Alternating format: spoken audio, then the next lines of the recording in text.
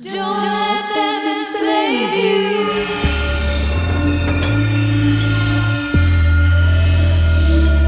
Break the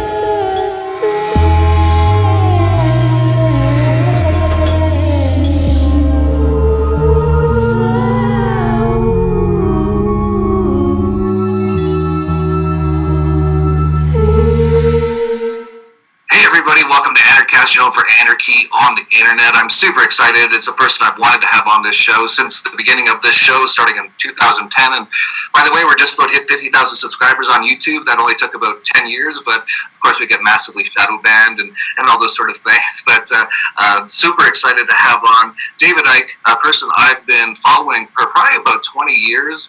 And he actually spoke last year to Narcopoco in Narcopoco 2019.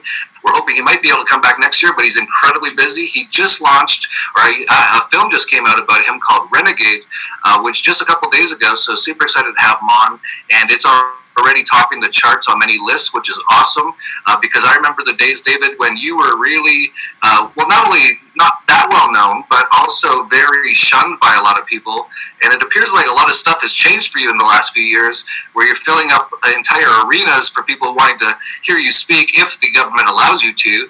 And now you have this film coming out. So it must be very exciting for you to see the changes in the last few years. Well, yeah, and it's kind of testament to I think what everyone should appreciate, that if you, no matter the scale of the abuse or dismissal or ridicule that you face, and I've faced historic levels of it, then what you do is you keep speaking your truth, and you keep saying what you believe is right. And you don't self-censor yourself. You don't run away and hide. You just keep doing it. And it's a simple equation. If what you're saying has validity, it will eventually be shown to be so. And so you don't run away and not say it, because then the validity of it will never be seen, because it's never spoken, it's never said. And so what I've done over the last nearly 30 years is just keep speaking my truth, more and more research, more and more information.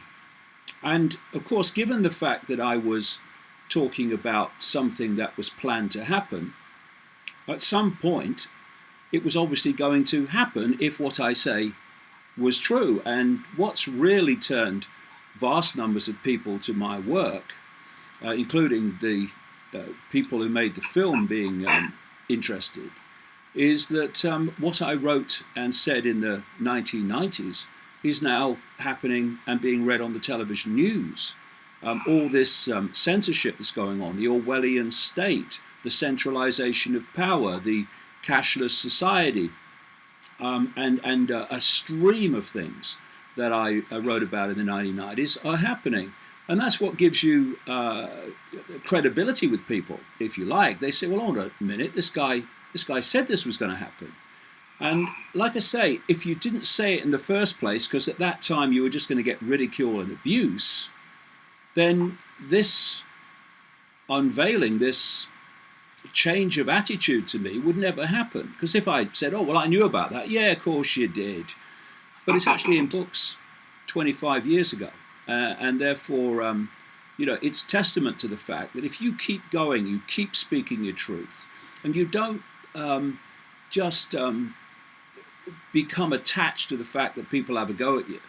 When you speak anything that's true in a world of lies and deceit, you're going to be seen as strange until that truth is shown to be so. And that's the arena we're in now. And it's because so many people are now looking at the world in a different way that we're having all this dramatic extreme censorship that's increasing by the day now to shut that information down, that's allowing people to see that the world's not like they thought it was.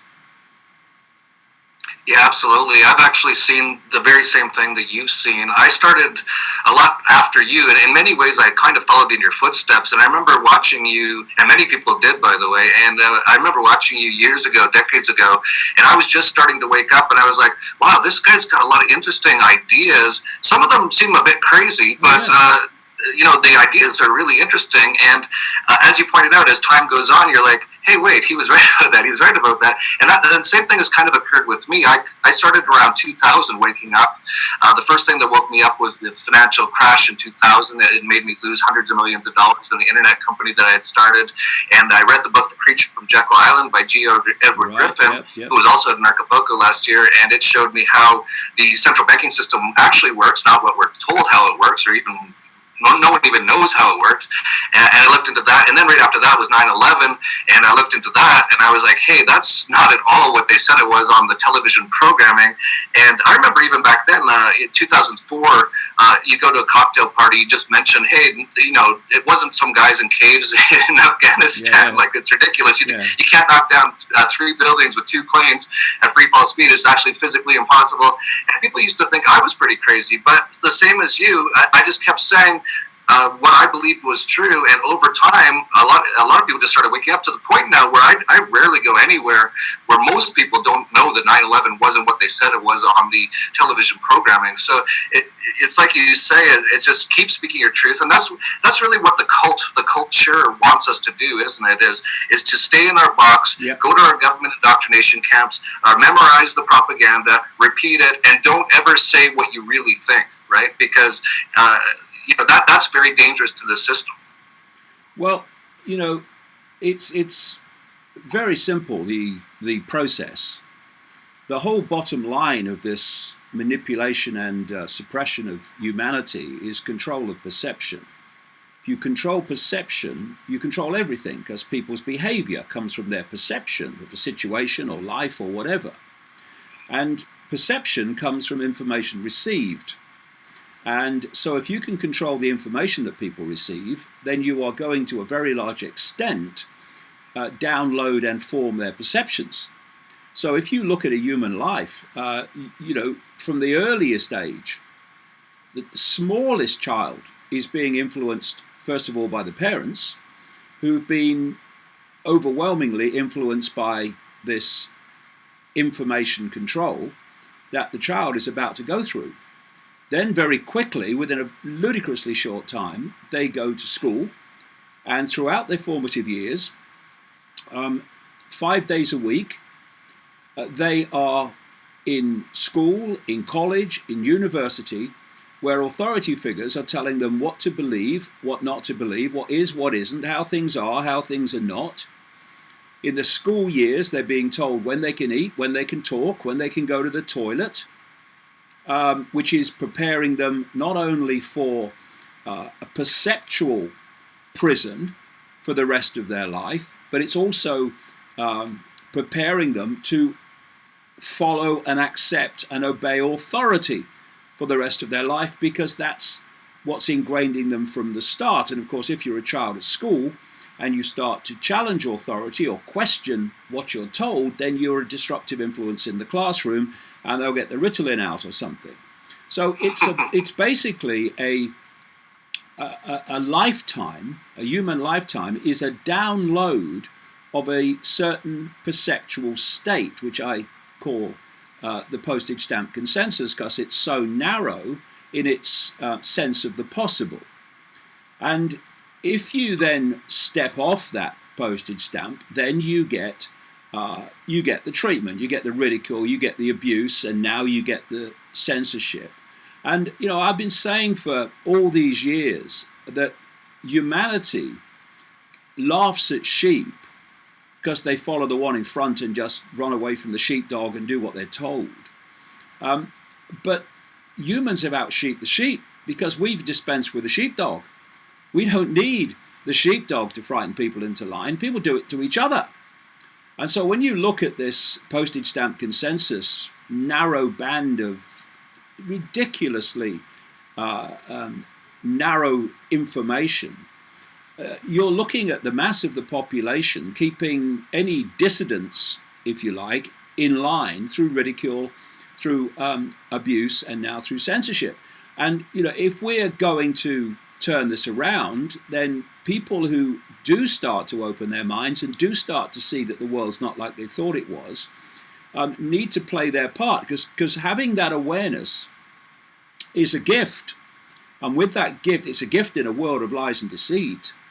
And that gift comes with responsibility, the responsibility to share it, and not to try to get people to believe what you believe. That's not the point. But to share information, to give people the opportunity to see that there are other explanations for everything. Because, of course, this postage stamp consensus is about downloading a basically single version of how things are across the great spectrum of human society and life. So you see it when, for instance, this sheep, keeping the sheep in line over vaccinations, where you have people who bought the big pharma vaccination propaganda, which is repeated by the medical profession, which big pharma actually controls. It's repeated by government officials and ministers and what have you, who don't know their backside from their elbow anyway about vaccines and almost anything else. And you've got that great mass of constant propaganda saying that vaccines are good and vaccines are safe. You've got a complete moron who has a financial interest in vaccinations, who says that children could have 10,000 vaccinations at the same time and it would do no harm. I mean, there's people in straitjackets who've said less outrageous things, to be fair, but he's part of the system. And you've got all that going in one direction. And that means that the vast majority of the population who only hear that believe it. And so what you have then are people who question that propaganda, now called anti-vaxxers, who are not only targeted for censorship by the usual suspects, not only open to abuse for being terrible parents and putting their children at risk, when actually the opposite's the case, by the system, but the great swathes of the population are there. Oh, you can't come to school, you've not been vaccinated. Your child's not been vaccinated. My child could be in danger. What, you mean your child that's been vaccinated? Yeah. Well, I thought vaccination stopped you being in danger. And I'm just reading a book at the moment by an American doctor called Richard Moskowitz, called Vaccines, a Reappraisal. And any parent that reads it will never have their child vaccinated because the figures that are being kept from us of damage is extraordinary in their scale and their depth. But, of course, going back to the theme, people standing on the postage stamp who just get their information from it, which is basically the mainstream everything, will never read a book like that. They'll never look elsewhere for confirmation that what they're being told by the system is true. And so they become sheep who try and set out to keep those that want to think differently in line. You know, when anything is posted on my Twitter page, information about vaccines from another angle, you have people posting comments saying, I've reported him to Twitter and all this stuff to try to get me to not be allowed to say it. And of course, anti-vaxxers, as they're called, are being targeted all over the place now for censorship. And also coming in are more and more mandatory vaccinations, because what you also have with this postage stamp, and vaccinations is a wonderful subject because it basically is the microcosm of the macrocosm, really. You stand on the postage stamp and they say you've got freedom of choice. Okay. So long as you make the choices we want you to make. And then you've got freedom of choice. You start making choices we don't want you to make, and if enough people start to do that, well, whatever we said was free choice, we're now going to make mandatory, which is what's happening with vaccinations. As people start to question the effect on their children, they're putting them through as you must have them by law, not least through a man in California called Richard Pan, who has been the forefront voice in bringing about mandatory vaccinations in California, who takes money from the big pharma cartel. Just a coincidence, nothing to worry about. But vaccines are a great example of this, how the population, programmed to believe what the system tells it, polices everyone else. Yeah, absolutely. I agree with you completely on vaccines. I was amazed when they came out with the measles vaccine and they put it on the television programming, and all of a sudden everyone's talking about, oh my gosh, measles is a serious problem. It's like, I don't know about you, but when I was a kid, if a kid on the block had measles, we'd go to his house and we'd eat pizza so we could all get it, so we could get it over with. But they, of course, with the television programming and all the things they do, they get everyone all scared, and then they come in, they say, oh, you need these vaccines. And of course, last year at the Narcoboca, we had Dr. Sherry Tenpenny, who's one of the biggest sort of vaccine truthers out there. And actually, another person was there I didn't even know was there. It was Del Bigtree, who did the documentary Vaxxed, which actually got taken off of all the major platforms, including Netflix, which just goes to show that they don't want this information to get out there. No, they don't. They don't. And it's a simple thing, really. And this example you bring up is a classic example. When they can't win the debate, they shut down the debate. They stop the free discourse of information and debate from which people can make a free choice of what they want to believe. They know that if the truth about vaccines came out, and this is true of so many other things, then they wouldn't win the debate. So they don't have it. It's real simple, the technique. And of course, again, what you have is the programmed reams of the population who've just downloaded the program, in this case about vaccines, but actually about many other things as well, who then cheer and pressure authority to do what authority wants to do anyway, which is to censor people. I mean, how many people know, for instance, that vaccines, when they have so-called trials, they're not really, don't have unvaccinated control groups?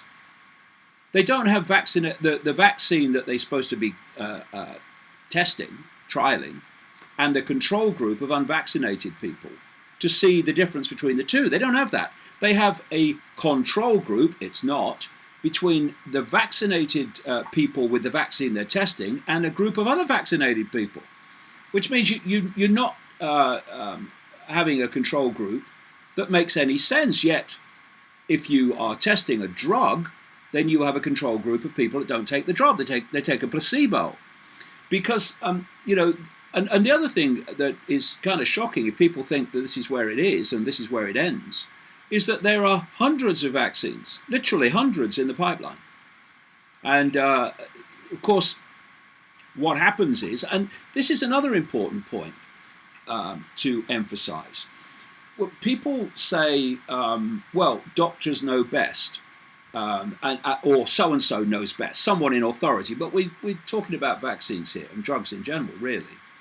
Doctors know best. All right, okay. So let's analyze what a doctor is. He or she is someone who's been through the education system and absorbed the program to the extent that they've been very successful at passing their exams, which means telling the system what it's told you to believe. So good that they've had the education passes to go to university and then qualify for being a doctor. So they then go to doctor training. And there they're told a version of the human body, which is the version that the pharmaceutical cartel is based upon, and the one that mainstream science, another similar cartel, that the body is like this, and so when you are treating someone who's basically ill, then it's the scalpel or it's the drug, which both make a lot of money for the pharmaceutical cartel. And so you get the version of the body, which is completely inaccurate, and no understanding that the body is about energy and information. No, it's just a lump of meat. It's not. So they treat it basically as a lump of meat. And then you go into practice, and on the computer are all the drugs to give people for this condition or that condition. I haven't been to a doctor for decades, but the last time I did go, a long time ago, I went in and he said to me, what's your problem? I literally got halfway through the first sentence and he turned, I'm here, and he starts typing the symptoms into a computer to get the drug. They are drug store dispensers overwhelmingly, not doctors. Now, if you're a doctor, and I've met a number who then say, hold on a minute, this actually doesn't make sense. And I'm looking at these other things that are alternative to the mainstream, and they seem to be working better than the stuff I'm told to prescribe. What happens then is, if you cross that line, you get struck off. If you question things like Dr. Wakefield, you question the effect on children of some vaccines in terms of triggering autism, you get struck off because the medical profession is simply an arm of the pharmaceutical cartel, and therefore if something is going to affect the pharmaceutical cartel in a negative way and it's being done by someone within the profession, well, the profession then targets them. We're back to the sheep, keeping the sheep in line again. And because people are programmed again to believe they're a doctor, so they must know, because they don't look into the background and realize they're just programmed people as well. They believe what the doctor says. And yet, it's basically logic. Talking of vaccines, I'll give you an example. The doctor said that the vaccines are safe. Oh yeah, okay. Now, never mind he's a doctor, she's a doctor. Deep breath, logic, look at it again. You have a child new to this world with an immune system still not activated, still not developed, and certainly still not in a state to protect the child. So what you do to that still emerging immune system is you bombard it with a toxic tidal wave of shite. And then that's going to be fine. It's going to do no damage to the immune system. It's not going to overwhelm it. It's not going to ensure that that child will never have a fully functioning immune system for the rest of its life. It's not going to create a situation where the immune system takes this vaccine shite, which attaches to the cellular structure of the body, as an enemy, and therefore attacks its own body, thinking that it's attacking, which it is, a toxin. And this is why in the period of the vaccines, and the more vaccines they introduce, the more it happens, there has been an explosion in what's called autoimmune disease, which is the body's immune system attacking its own body because of the toxins from vaccines that have been attached to the body and therefore seen as an enemy. There's such a long list of things that come from this immune reaction to what it perceives as a danger. Now, if you use logic and you work through the information, you don't need to be a doctor. You just need to have a smear of intelligence, which of course the medical profession are pressured not to have, because if they did, they'd start questioning the big pharma cartel stranglehold on medicine, and there would be trouble for the cartel. So they want docile, unquestioning, do what you're told doctors, and that overwhelmingly, unfortunately, is what we have. Yeah, totally. I actually did a video once called "Why Haven't We Shot All the Doctors Yet?" I feel the same as you. I actually just posted on Facebook the other day that the last person you would go to see if you want to be healthy is a doctor.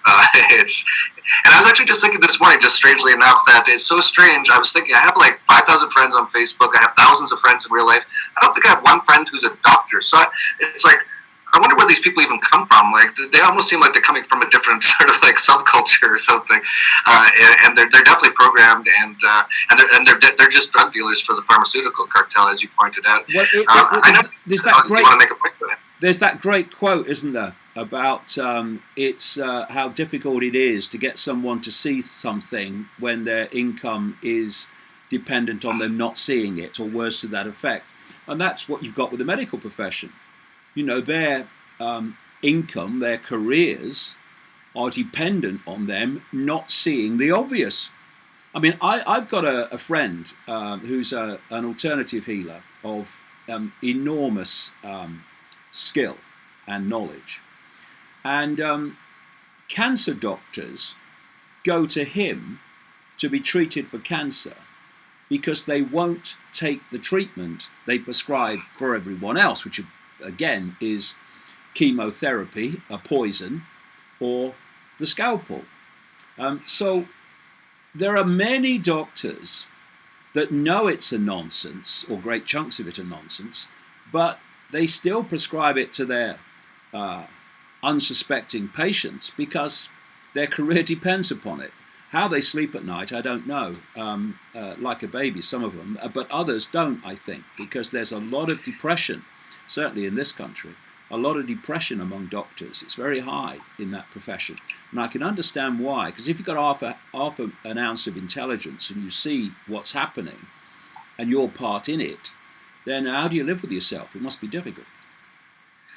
Yeah, as long as you're not a sociopath, and you see that a lot. You see a lot of the U.S. military troops. There's like 25 kill themselves every day because they actually see the truth of what they're actually doing. And same with a lot of those doctors. You hear about a lot of the doctors that are on cocaine and all kinds of drugs because they've kind of realized what they're doing. But as you pointed out, and that's actually a great point. It's something I talk a lot about at the Dollar Vigilante. Is if you are paying someone or if their income stream comes from something, they'll be much less likely to kind of like even question what they're doing. And what we have is a world today where they control, the same people control the pharmaceutical companies, control the media, control the governments, they control the central banks, and therefore they control the monetary system. And what happens is they send all this money out to all these scientists and doctors, and they say, do this study, do that study, but they only accept certain results. And of course, the doctors and the scientists will only come back with certain results because they know if they come back with something that says, oh, these vaccines are bad, they're going to get their funding cut off. Exactly what happens. He who pays the piper calls the tune, and that's basically what it is. The Centers for Disease Control in the United States is just a department of the pharmaceutical cartel. And again, just take a step back, I would say to people, and just look at motivation alone.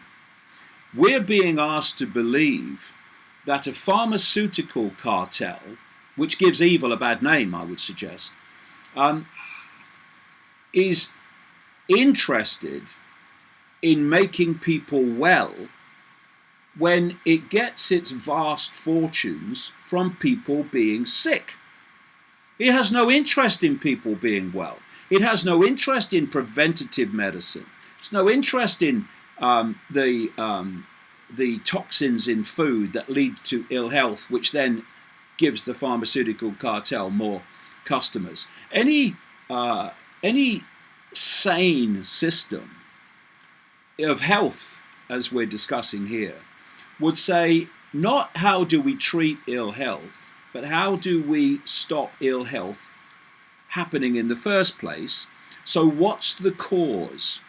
So what you have is a system going round and round and round, self-perpetuating, self-fulfilling system, whereby people are given absolute crap to eat and drink, getting worse all the time. They're given toxic vaccines containing things like aluminium, and it devastates the body, sometimes immediately, most of the time chronically over a period as it builds and builds and builds until it becomes acute. And then you, having made your money, because as you rightly say, these cartels of various kinds, food cartel, etc., and the pharmaceutical cartel are ultimately controlled by the same people, then one arm makes people ill, and the other arm then makes fortunes treating illness in a way that often makes the illness worse. They're called side effects. I love that when they talk about drugs. Oh, these are the side effects. No, they're not side effects. They're effects. There's nothing side about them.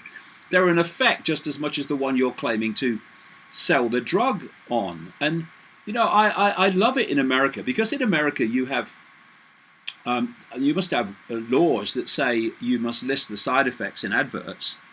And so, you know, we don't have that law here. So they just, the drug companies just tell you what it's going to do, and that's it. Whereas in America, you know, you've got this breathless voice at the end of the drug adverts. Hey, we need someone who can speak real fast. And then they reel off the side effects. Death, illness, paralysis. It's hilarious, really. I mean, it's tragic, but it's hilarious. It's so pathetic. And so when you take this breath and you take a step back and you look at it again from this perspective, then what is taken seriously by so many people is a joke. It's vaudeville. It's comedy club. And when people see that, they go, why did I see it before? Because you were on the postage stamp before. Now you've started to step off it. You can see things you couldn't see before. Yeah, absolutely. You bring up a lot of great points. Just a side note, not a side effect, but a side note. My mom took the swine flu vaccine. She actually doesn't read, or she wasn't really on the internet, and she went to her doctor in Canada, and the doctor suggested she take the swine flu vaccine about 10 years ago, and the next day she fell down at her dance class and she couldn't walk ever again after that.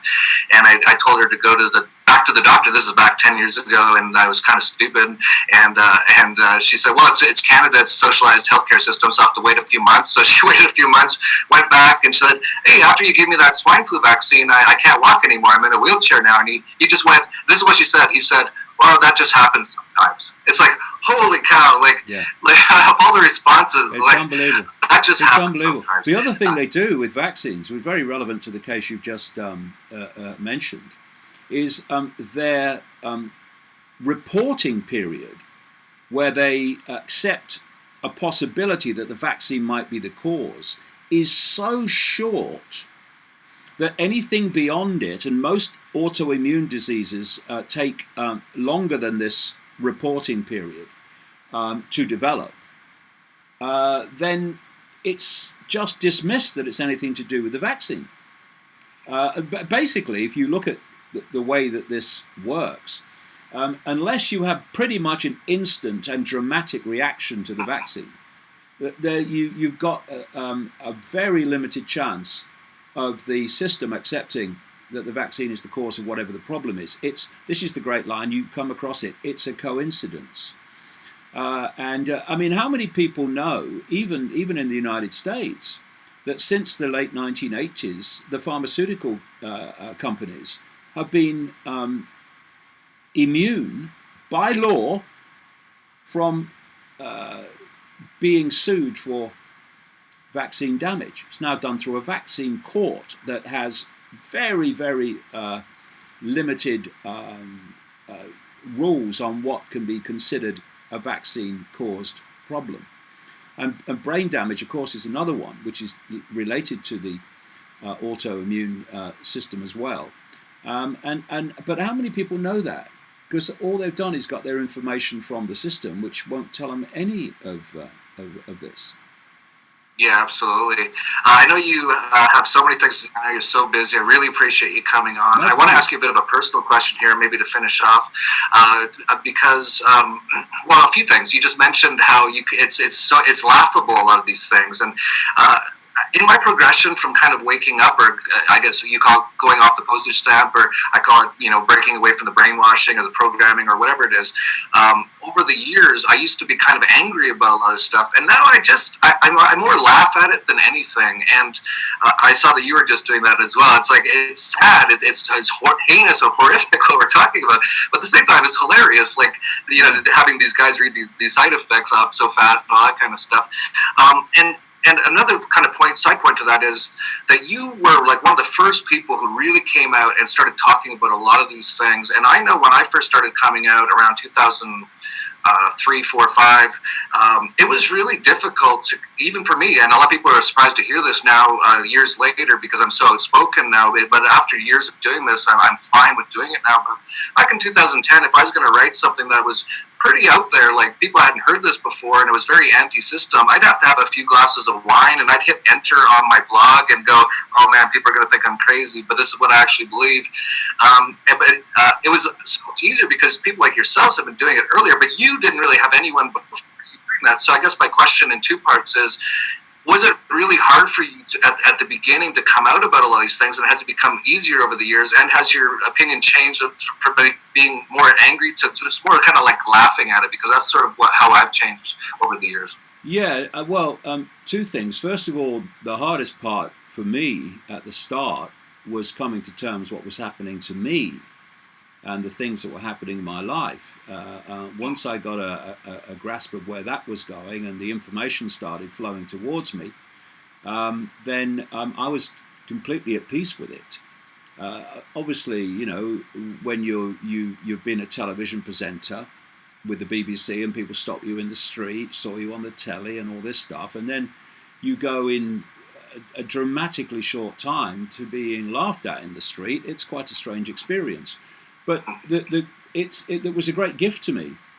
I went through historic levels of ridicule in Britain in the early 1990s, mid 1990s too, and it was a gift to me. It was a gift because it let me let go of the fear of what other people think. That's the prison. That's what keeps you on the postage stamp. The fear of leaving the postage stamp is the fear of what others on the postage stamp will say about you and do about you. It's the prison. It's choosing, because it is a choice, not to live your life in your truth, but to censor your life in your truth to fit someone else's version of life and truth, which is kind of ridiculous. And people say, well, if I say this, I'll lose my friends. Well, look, they're not your friends if they will not respect your right to your opinion and your view and your perspective. Go and get somebody else, some other friends, real friends who will respect that. So you've known them a long time. So what? They don't respect you. What are you doing? Go and find someone else. Because if you don't speak your truth, it only ends one way, and that is that humanity gets one version of everything, and that's it, and that's the end then. And I'm completely at peace with it. I've had enormous amounts of abuse. I still get enormous amounts of abuse, and when my next book comes out in September, the abuse is going to go to demonic levels, and I know it is, and I wrote the book anyway because I'm interested in the truth, not a statue and a round of applause. That don't interest me really at all. I want to know what's going on and give other people the chance to see what they make of it. Because of the experiences I've had and the ridicule I've had and all that stuff, I'm through that worrying about what people think or censoring myself or going through this mental gymnastics that says, what do I leave out so people will think I'm not mad? I don't care if they think I'm mad. If I'm not seen as mad in a world that's insane, I'm worried, me. I mean, if you're seen as credible by a world that's insane, it's time to find a mirror and just have a little chat with it. Why am I seen as sane by insanity? It might actually be very therapeutic. And in terms of laughing at it, when you reach a certain level of consciousness awakening, you don't get caught in the emotion of it. I mean, I'm driven to do this from within. I mean, I work all day, literally 7 days a week on this. Not because I'm a martyr. Oh, what a nice man! He works so hard, all that stuff. I do it because I'm fascinated to know more, and because I love what I do, and because I think it's necessary. But I don't get emotionally attached to it, because all that does is drain you. You know, I mean, I don't. For instance, I don't cry at things that are horrible and sad. I cry at things that are wonderful and joyful, and people doing wonderful things for each other. That makes me cry. But when I see sad things and horrible things, my motivation is not tears and emotion. It's what can I do about this if I can? How can I make a difference about this? So I don't get caught in the emotion, the anger, the fury, because all that does is drain you. The question is, okay, how do we deal with this? What is the problem? Why is the world as it is? Because people do not have access to information that would get them to see the world is not like they thought it was. Okay, so the way to deal with this is to do everything you can to circulate information that would give people the opportunity to see the world from a different angle. And so that's what you do. And if you get caught in the emotion of it, that can actually not only drain you, it can divert you from that positive contribution to cul-de-sacs of rage. So I've been exposing these people, the George Soroses, the Rothschilds, and all these people for so long, and so many others. But I don't hate them. I'm not even angry at them, because that would just affect me. What I am is determined to expose them so they cease to be able to do what they're doing.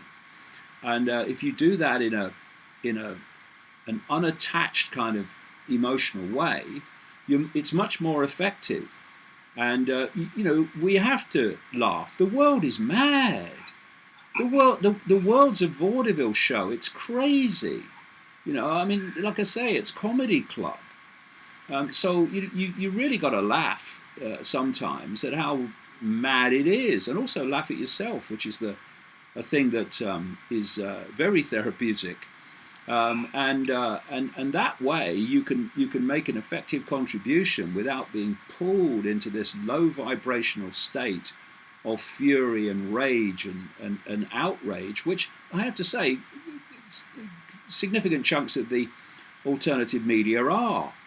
But it's no good sitting there raging and shouting. How do we most effectively do something about it? And it's a different approach. Yeah, absolutely. I totally agree. And so there's a few takeaways for you out there. One of them is, if you can kind of like not care what other people think, it's actually very freeing. And I've gone along the same lines as Mr. Icke, in that I don't care at all what anyone thinks anymore, and it's incredibly freeing. And a lot of people put themselves in their own cages by, what if someone thinks this about me?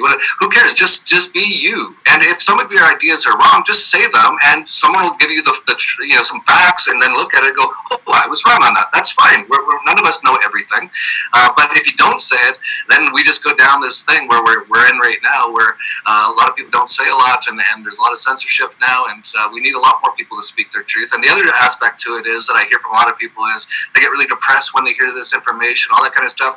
Work your way through that. Work your way through all those things. It's sort of like a very Zen approach, and I'm in the same place as Mr. Icke now too. It's like, I used to get all mad, and now I just look at it and I laugh sometimes. I can't believe people believe that, and that sort of a thing. So, yeah, Mr. Icke, I know you're super busy. I kind of just wanted to get like a short comment on the word anarchy from you, because I don't think I've ever heard you really say it publicly, the word anarchy, or talk about it.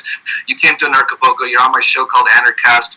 For any of your audience out there who don't know, the word just means an without archy, ruler. So if you're in favor of, if you're not an anarchist and you're in favor of human slavery, we use another word called voluntarist, which just means we think all human interaction should be voluntary. Just wanted to get a quick comment from you on that, on your feelings on that, and then just please let us know about the film Renegade, where people can get it, and all that kind of information. Yeah, it's a word that's been given a bad press, anarchy, and people who are called anarchists, and some people who call themselves anarchists do actually believe this. They actually believe the misrepresentation, which is basically anything goes and there's no organization or anything. But no rulers.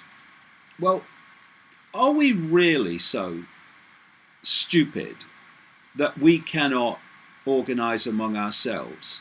You get a local community, a local village, for instance. Someone's in trouble, someone needs something, other people who have the skills to help them do that.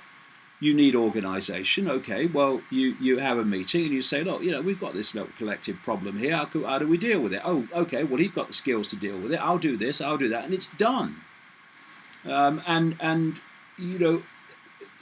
Having no rulers doesn't mean nothing happens and nothing gets done.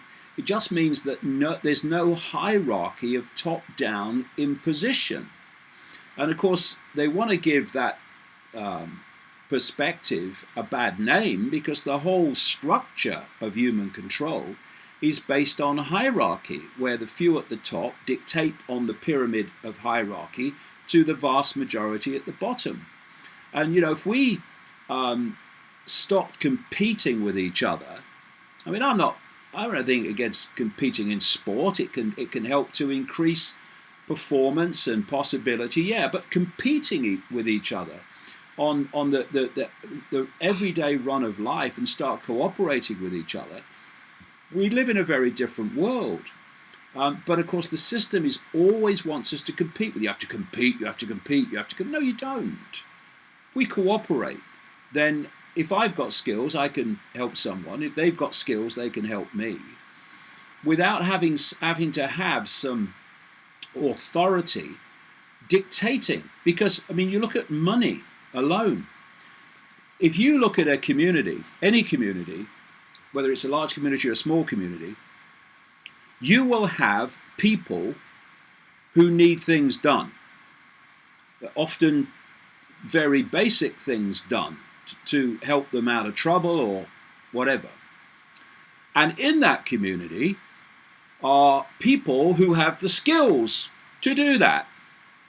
But because money is the only currency of interaction in such things, unless people operate in a cooperative manner, then if the person who needs help doesn't have the money to pay someone who has the skills to do that for them, that doesn't get done.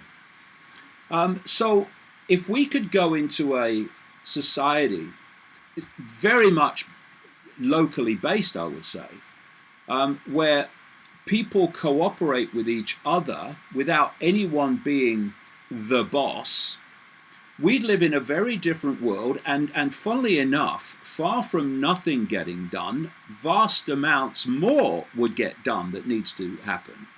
Because how many times do you see local councils say, this can't happen because we can't afford it? When there are people in the community who have the skills to do it, but the council can't afford it, so it doesn't get done. And I've said to people in my town here, in a group that I'm involved in, people need to stop looking up. When there's a problem in their community, they need to stop going, what are they going to do about it? And say, hold on a minute, what are we going to do about it? Because when we say what are they going to do about it, what are they going to do about it if they do anything at all? They're going to do something about it via the people in that community. So why do we have to go via them in this hierarchy? Why? Why can't we just do it among ourselves on the basis of mutual cooperation, mutual support, mutual respect? All these things are possible once you get the hierarchy out of your head. So that's the way I see it anyway. That's great. That's a great answer, and that's a lot of what we talk about here on Anarchast and at Anarchapulco, and actually building systems to make it so that we just get rid of government, make government obsolete, and the people that you brought up money. A lot of people will want to do stuff even for money or even donate in charity, but they have so much taken away from them in taxes and through the central bank inflation and all that. They just don't have a lot left to give. But we see it all the time. Even just look at that. We could even get it. I know you're busy. We could get into that church burning in France recently, but you saw $1 billion get donated by all these people to rebuild the church, which is kind of stupid because it's just like a bunch of wood frame there that probably cost like $2 million to repair, and it was probably a lot of propaganda. But it goes to show, like, whenever there's a real need, people actually want to give. It's actually the government that gets in the way of things most of the time. How can you have a situation? How can you have a situation where governments are allowing people to sleep in the street because they say the money's not there to do anything about it, while they spend literally trillions and trillions and trillions on killing people in faraway places? How is the hierarchy of government? I remember there's a debating society in Britain called the Oxford Union. It's a very old debating society, goes back, I think, to the 19th century. And it's at Oxford University, and the debating chambers laid out like the Houses of Parliament, that sort of stuff. I've debated there a few times. And when you go and you're one of the debaters that are going there to speak, they give you a little bit of dinner beforehand, about 6 o'clock, it starts about 7. And they have some of the students around the table, right? And I remember talking to one lad who was, he couldn't have been more than 18. And he literally could not conceive of any society that wasn't hierarchically structured. Couldn't see it.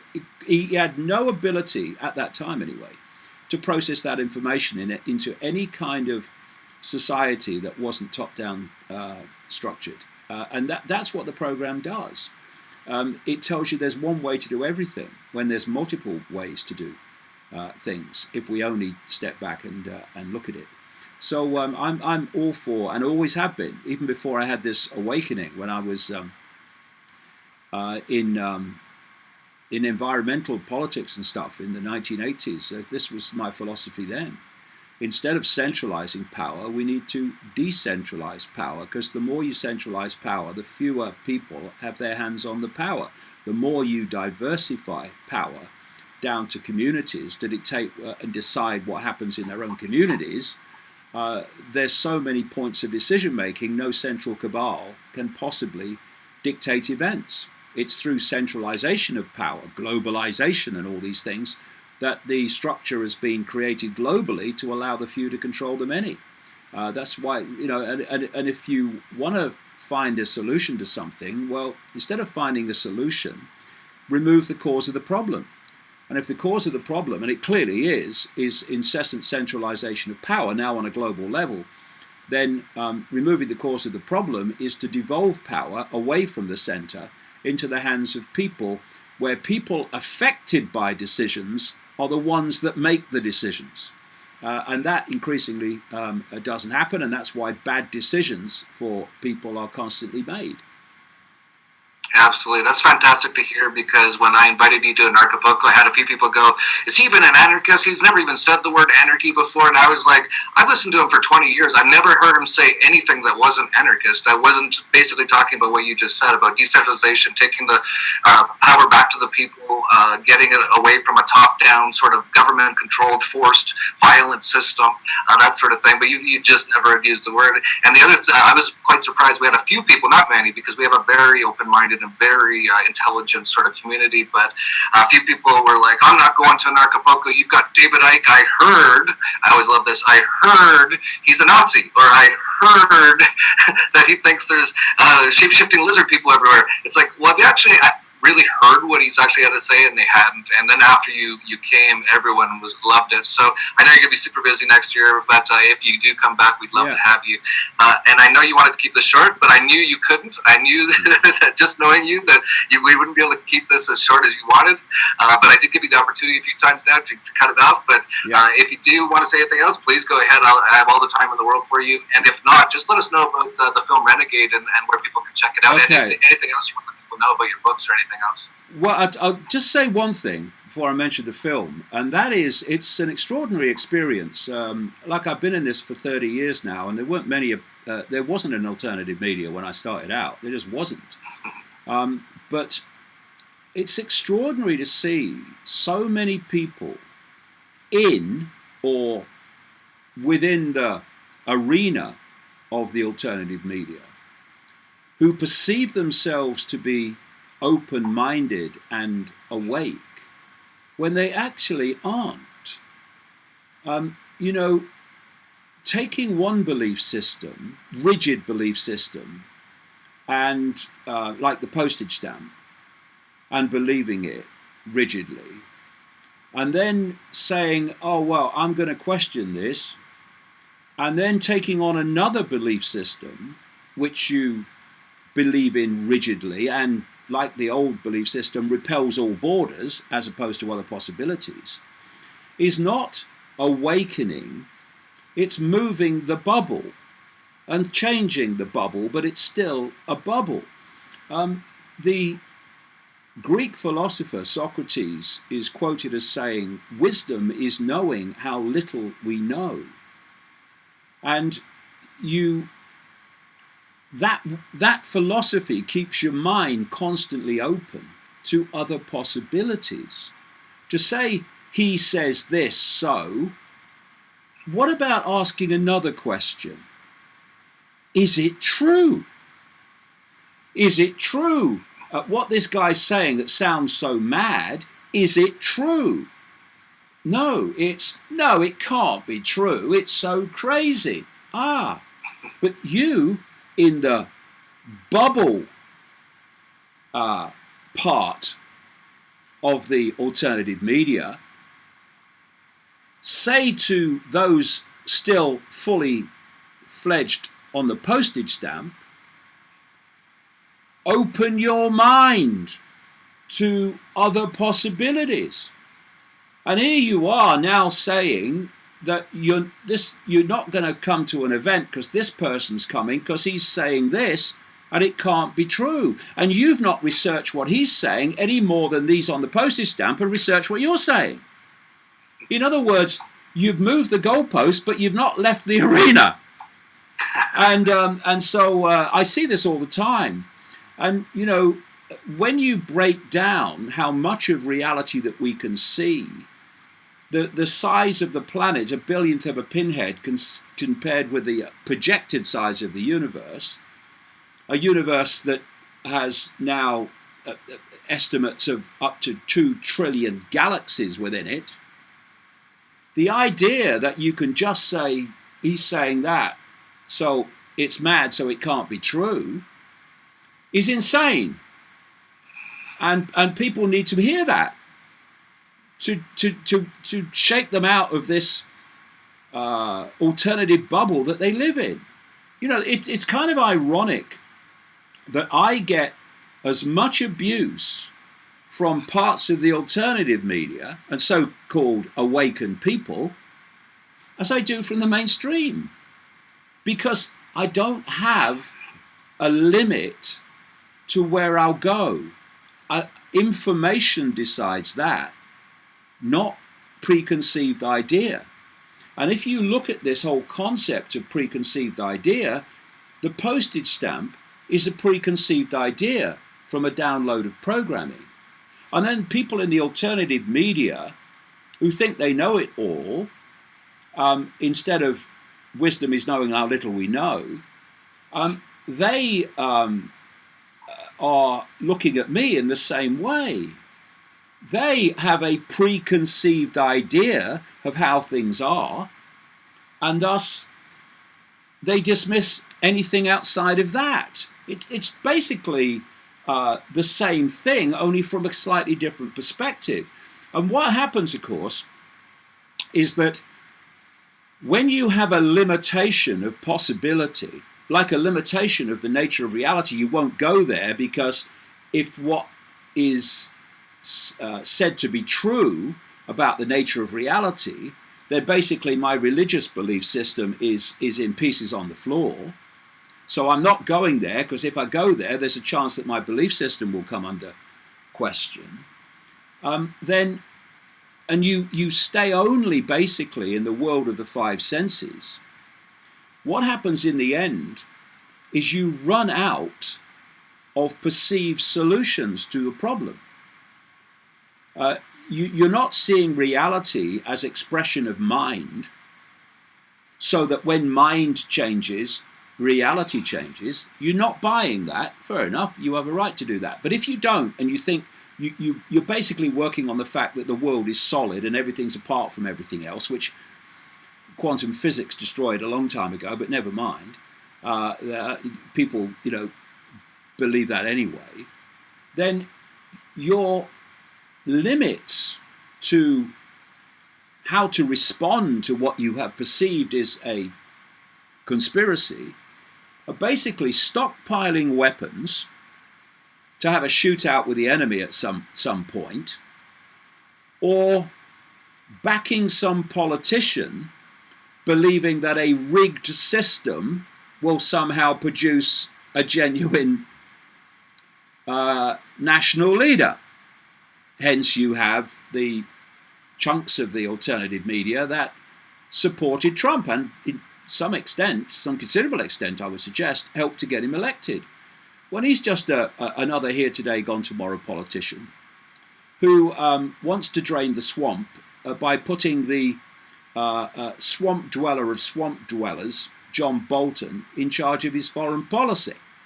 But I can see why they went for Trump, because Trump was telling them what they wanted to hear, which is the big red flag.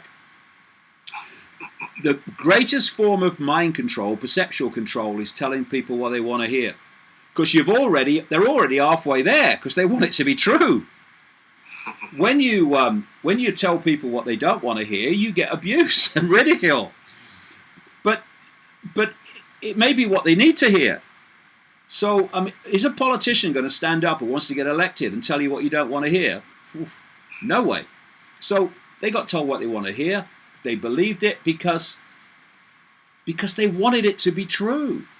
And if we're going to be really streetwise about what's going on and not be scammed, when people tell us what we want to hear, we need to question that even more to see if they're telling us because it's true and they believe it, or because they're trying to scam us into supporting them when they get power, they'll do something totally different, which to a large extent, not in every area, but to a very large extent, Trump has done.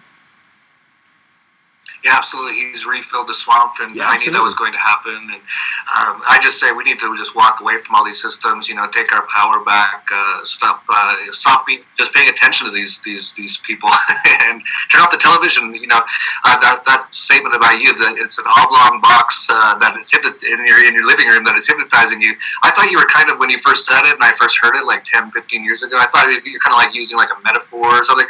No, it's literally hypnotizing you. Like, turn that thing off. They use all kinds of stuff, all those flashing lights and everything. That's literally hypnosis. All these things are and then you have Donald Trump, and he's constantly triggering you. He's like, and that's actually hypnosis. They actually trained to do this. This is what they do. Exactly, and all these things that people hold now are doing it at even closer range. It's all a perceptual download. It's happened up to this point via control of information. But where they want to go, of course, is direct AI connection to the human brain, the human mind. So our perceptions come direct. They don't have to be manipulated anymore. We get them delivered by Amazon, So yeah, it's very important that people stop taking the system seriously, because for me the role of the alternative media is not to back a politician, but to expose the system as rigged so that people think what I would say is the truth. And I heard this in America a long, long time ago now. It doesn't matter who you vote for, the government still gets in. And it's the secret government that's always there. And the here today, gone tomorrow politicians, doesn't matter if it's Bush or Obama or Trump, they're just vaudeville shows again. They put on a front. Oh, I stand for this. I stand for change. Oh, I'll make America great again. Oh, yeah, what's the slogan? What's the slogan this time? Okay, thank you very much. Sorry, I'm just nodding off. And we need to withdraw from that and laugh at it. Coming back to the theme from earlier, laugh at it. It's hysterical. It's ridiculous. And this is what so many people start to see when they do start to expand their awareness beyond the postage stamp. They look at the system and they say, it's hilarious. It's insane.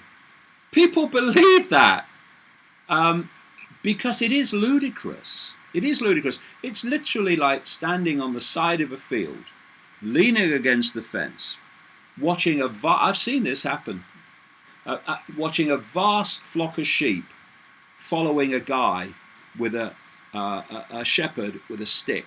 And all he's doing is walking across the field and they're all following him. This is what the system is.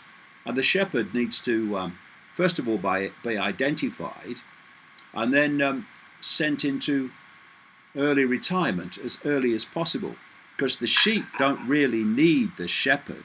The shepherd needs the sheep. Absolutely, that's what I talk about here at this channel all the time. And I have to say, Mr. Icke, when we started, you said you wanted to keep this to about 30 minutes. I could tell that, I wanted to say this. I met you in person. You're the exact same way in person as you are on all these videos that we see of you and here, and you're just very passionate about what you do. I just want to say that, and that's why you keep going on these things, and I absolutely love it. And also another thing that some people are like, you must just be in it for the money. It's like, I know how much you make on books don't make a lot of money, and I could just tell. I've asked you about 3 or 4 times to promote your film. You haven't yet. You truly just love talking about this stuff. You're passionate about it, and I totally love it. I just want to say that. I used to love it. I used to love it on the internet. I did a video, so they can't do it anymore. But I lived in this. I lived in a mansion. You see, a big mansion with electric gates. And I had a Bentley car, you see. That's what I was apparently doing it for. In truth, since, 2000, 2001, I live in this flat. This room, as they say, you couldn't swing a cat, certainly not without hitting a wall. Behind me is a kitchen that would shame a ship.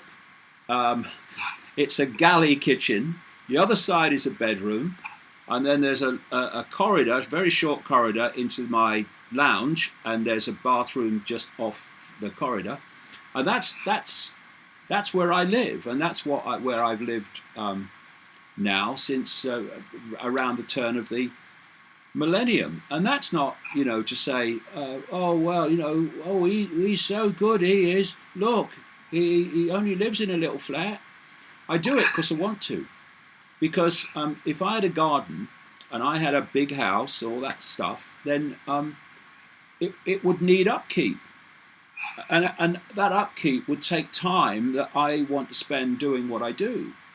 So because it's so simple, I get up in the morning, I walk 3 or 4 strides, and I'm working. And so it goes on, and I've got a stream of books here and the film and everything, and they don't manifest out the ether. They have to, there's a hell of a lot of work goes into them, and so I don't want my attention diverted, and I don't self-identify with things and possessions. So people say, oh, he's successful, isn't he? Have you seen his car? Ooh, and his house? Ooh. Couldn't care less. I just want to know what's going on in the world and give other people the chance to have a view on information they wouldn't normally get. As simple as that. But there always has to be a catch. There always has to be a catch. if you're doing something, there has to be a catch. You have to be doing it for something, usually financial or material, because people judge others not by what necessarily others are, but by their own, what they would do or wouldn't do. Oh, I wouldn't do that, you know. No. Well, some of us would, because we're more interested in what's going on than financial gain and luxury, whatever the hell that is. So that's been something that's been thrown at me for years. But like I say, I did a video, took them around the flat, the flat I still live in all these years after the video, and it all died down after that, because it was obviously stupid to say anything otherwise, with the video in there for people to see. But I will mention the film because I was finally. I was approached by you're not very good at the self-promotion. I was approached by a film company in America who weren't supporters of my work necessarily, but they thought my story would make a good movie. And we did it. We did it in about 4 countries. And the film was being edited by the people that made the film. They basically followed me fly on the wall around. And they have edited a film which I think is fantastic. And people who watch the premieres have been amazingly encouraging in their responses. That will give people the opportunity who know nothing about this information at all, the opportunity to see the world from a different perspective, because it goes across the range of subjects, including the nature of reality and geopolitical things as well. And what I found really encouraging is people who contacted me from the premieres, who said, I took my, people from my family along, or friends along, who know nothing about this information, just because they'd watch a movie of an hour and 40 minutes, but they wouldn't come to a talk or they wouldn't read a book. And how many said that they were blown away, and suddenly the world looked very different to them after the end of the movie. So that was very, very encouraging. Even more encouraging is the fact that it went straight to #1 documentary in the charts in the UK. It's in the top 15 in America currently, about 3rd in Australia, 1st in a number of other countries, including the Czech Republic. And it is testament to the fact that people are now saying, what's going on in the world? What is happening? I don't feel good about what's happening. What's happening? I don't understand it, but I don't like it. And so this film has come just at the right time, synchronistically, to say, well, actually, have a look at this and see if you think it makes any sense. And it is making sense to people. And that's why they want to censor everything, because they know the power of information when the information has validity, when compared with official information that has no validity whatsoever most of the time. And if you go to davidicke.com, you can watch the film. Okay, is it available anywhere else, like Netflix or anything like that? No, well, let's say that the company in America is out of Los Angeles is having talks, shall we say? But we are dealing with me, this is not Bohemian Rhapsody. This is information they really don't want out. I saw you surpassed Bohemian Rhapsody. And I'm not knocking Bohemian Rhapsody. I've actually seen it about 7 times. Every time I go on a plane to America, I watch Bohemian Rhapsody. I love Queen. I think Freddie Mercury was an absolute star. But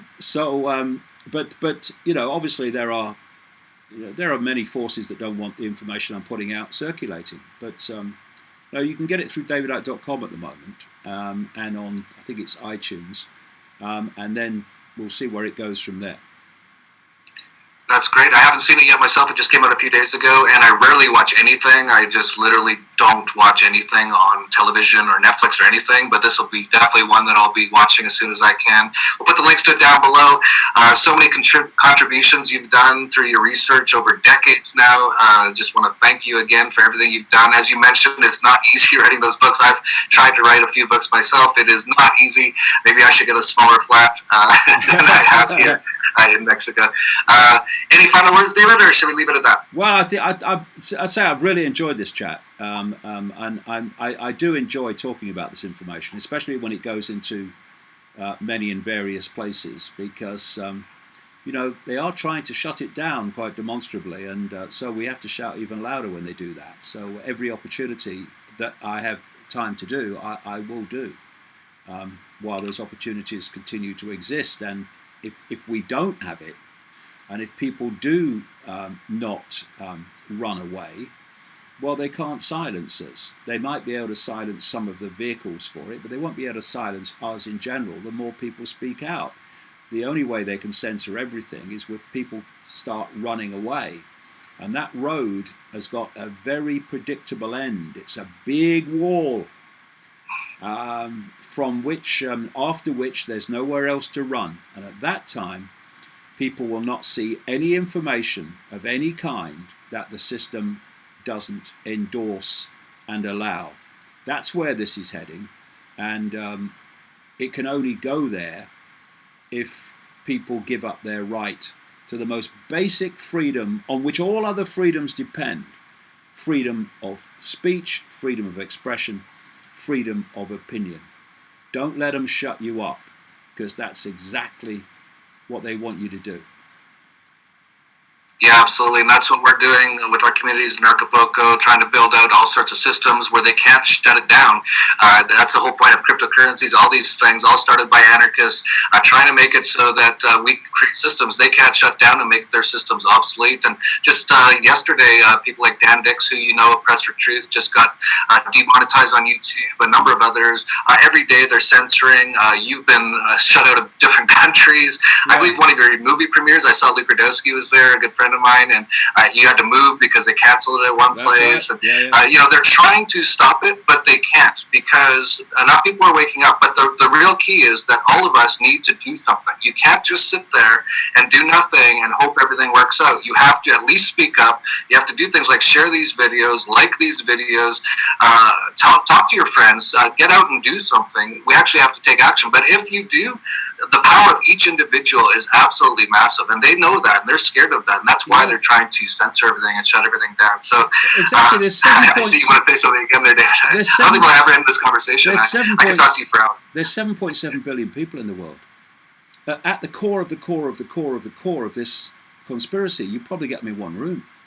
I do see a way out of this, but only if the 7.7 billion take the power back and stop giving it away, because the power they give away every day is being recycled back against them. That's how it works. That's how the control system works. That's how the few control the many. And also the 7.7 billion are set at war with each other, not least now self-identity war. And they're too busy fighting each other to address that force which is manipulating all of them. Very shortly, I mean, like 24 hours after I left Acapulco at your event, of course I was banned from Australia. But again, in banning me from Australia, it alerted a lot of people in Australia to the fact that their country is not as free as they thought it was. So in a very large extent, it backfired. And we just have to keep doing it and find other ways to do it. There's always a way. That old saying my mother used to say to me, where there's a will, there's a way. And so many people say, there's nothing I can do. Not because there's nothing they can do, but because they're looking for an excuse to do nothing. And those excuses are all finished now. And if they're not, then we're in serious trouble. But I'm still very optimistic. I was basically my YouTube videos were demonetized a long time ago. But what you do is you find other ways, and you find ways around it, and you don't give up, because when we give up, then, well, it's over. And it's like my father used to say to me, you're never finished in life until you tell yourself you finished. Until that point, doesn't matter how many other people are telling you that, doesn't how circumstances seem to appear to be that, you're never finished in life until you tell yourself you are. Well, in terms of myself, that'll be the bloody day. Absolutely, and yeah, never give up. And the system wants you to think that you have no power. That's the whole point of the system. Yeah. You have tons of power, and so don't be that person who says, "Oh, what can I do?" You can do a lot. Just get out there and do it. And the second thing is have no fear, and that's the other thing the system always wants to put on you is fear. And a lot of people say, I'm sure you've heard it a million times, Mr. Icke, and I've heard it so many times. How are you so brave? You're confronting all these big people. It's like these people are so scared of us. Like they're scared to death of us. But people think that we should be scared to death of them. It's like, no, like we do have the power, but people just haven't fully realized that yet. Yeah, I laugh at them. Because I think they're pathetic. I mean, can anyone look at John Bolton and take him seriously? I mean, it's a joke. Anyone look at Sheldon Adelson and take him seriously? Anyone look at any of these these people and take them seriously? I mean, they're little boys and girls in short trousers, really, and they're very sad and pathetic people. And the last thing to do is to be frightened of them. You know, they don't censor, especially on the scale they're doing now, if they're not frightened of what they're censoring and who they're censoring. Never forget that. And they are more frightened of us than we are of them. In fact, I can only speak personally. I'm not frightened of them at all. You know, bring it on, and people will see when my new book comes out in the fall, in September, that I'm not just saying that, I'm doing that, and you'll see when the book comes out what I mean. That's great. Looking forward to it. I feel the same way. Bring it on. It's time for these people to leave this place. I don't know how they've survived here for so long, last few hundred years or longer. This system of oppression, slavery, taxation, jails, go on and on, war, torture.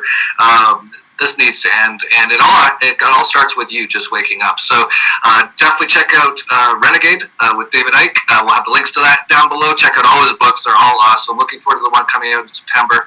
And if you're into the stuff, if you didn't know about us, Anarchast or Narcopoco, come check out Narcopoco. We talk about all this stuff and how we can get rid of this horrible system and create a new system that makes the old system obsolete. So that's it for Anarchast. I want to thank Mr. Icke once again for pleasure. Thank you very much. Enjoyed it. Thank you very much. So that's it for Anarchast, your home for anarchy on the internet. Peace. People say I talk about some weird stuff, some far out stuff. But how about that chair that you're sitting in isn't solid? How weird is that? This reality is nothing like we think it is. When I saw what Icke is doing, like I was a bit jealous on him. Like, wow, look at what this guy's doing. I don't know if anybody else could do it but him, actually. We are in a period now where speaking your truth is not just important, it's utterly crucial to where humanity goes from here. The world needs renegades.